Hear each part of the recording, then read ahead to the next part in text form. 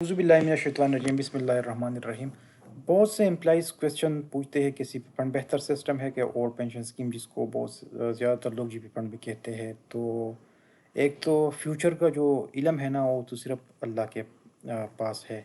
अल्लाह ही जानता है कि कौन सा सिस्टम बेहतर है, लेकिन कुछ प्रोजेक्शंस, कुछ एग्जम्पशंस के थ्रू आप अंदाज़ा लगा सकते हैं कि बेहतर सिस्टम कौन सा हो सकता है।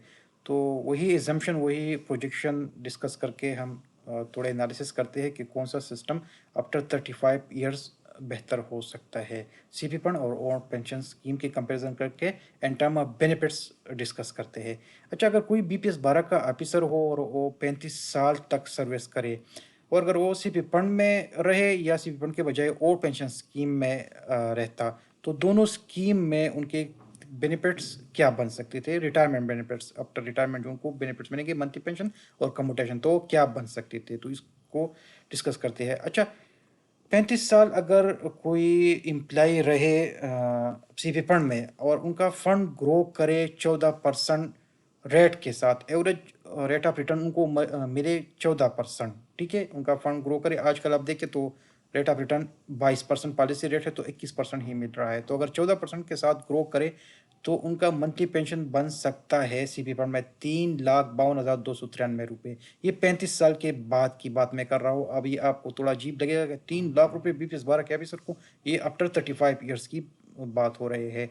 अच्छा, अगर और पेंशन स्कीम में ये रहता 35 साल सर्विस करने के बाद, तो एज पर पेंशन रूल्स, अगर किसी एम्प्लॉइज़ की 30 ईयर्स क्वालिफाइंग सर्विस कंप्लीट हो, तो उनका जो लास्ट बेसिक पे होगा ना, उनके 70% ही ग्रास पेंशन बनेगा, ग्रास पेंशन होगा। ये गारंटेड फार्मूला है, गारंटेड चीज़ है, रूल में लिखा गया है। और ग्रास पेंशन से जो फिर मंथली पेंशन कैलकुलेट होते हैं और कम्यूटेशन, वो मैं करके आपको दिखा दूंगा। वर्किंग डिटेल भी हम डिस्कस कर लेंगे, उसमें आपको अंदाज़ा हो जाएगा। उससे निकल आया है 1,67,194, यानी और पेंशन स्कीम में बन सकते हैं 1,67,194 बीपीएस 12 के ऑफिसर का आफ्टर 35 ईयर, अगर ये फार्मूला कंटिन्यू कर जाए आफ्टर 35 ईयर्स भी, यही एग्जिस्ट रहे जो आज जो फार्मूला है पेंशन का और पेंशन स्कीम में।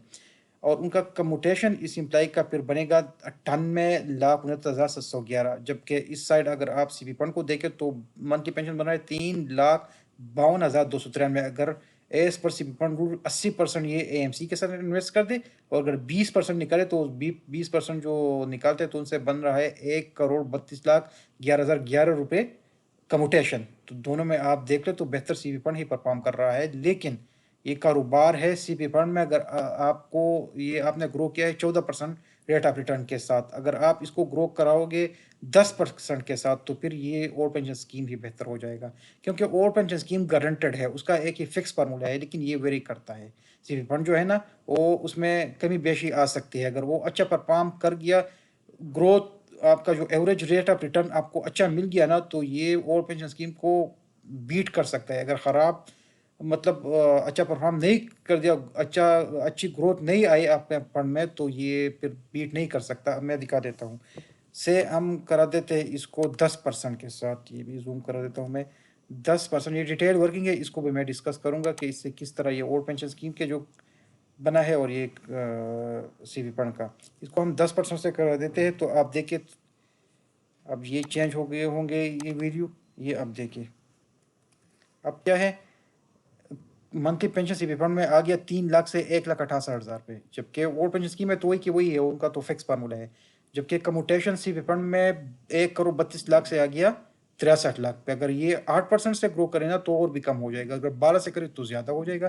तो ये फेवरली कारोबार है, जितना ही अच्छा परफॉर्म करेगा उतना ही ज़्यादा आपका फंड बनेगा, और जितना फंड अच्छा बनेगा तो वो पेंशन स्कीम को बीट भी करा सकता है। तो ये ऐसा नहीं है कि सीपी फंड जो है ना वो और स्कीम से बेकार है, बेकार डिपेंड करता है।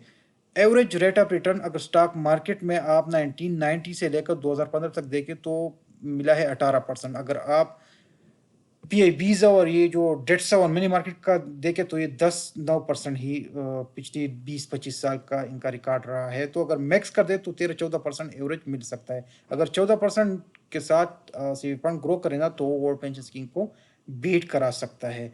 تو جو چیز آج گورنمنٹ امپلیمنٹ کرا چکے ہیں نا یہ سی وی فنڈ، تو اس سے آپ نے فائدہ اٹھانا ہے، اس کو سمجھنا ہے اور اس سے بیغم نہیں ہونا ہے، اس سے آپ نے فائدہ اٹھانا ہے۔ ڈیٹیل ورکنگ جو ہے نا یہ ہے ڈیٹیل ورکنگ، یہ میں آپ کو دکھاؤں گا کہ کس طرح یہ جو ہے نا کمپلیٹ ڈیٹیل ورکنگ ہے، یہ میں سمجھا بھی دوں گا آپ کو، تو آپ خود بھی یہ کر سکتے ہیں اور پھر کسی سے اس کو ویریفائی بھی کر سکتے ہیں کہ یہ ٹھیک ہے کہ نہیں۔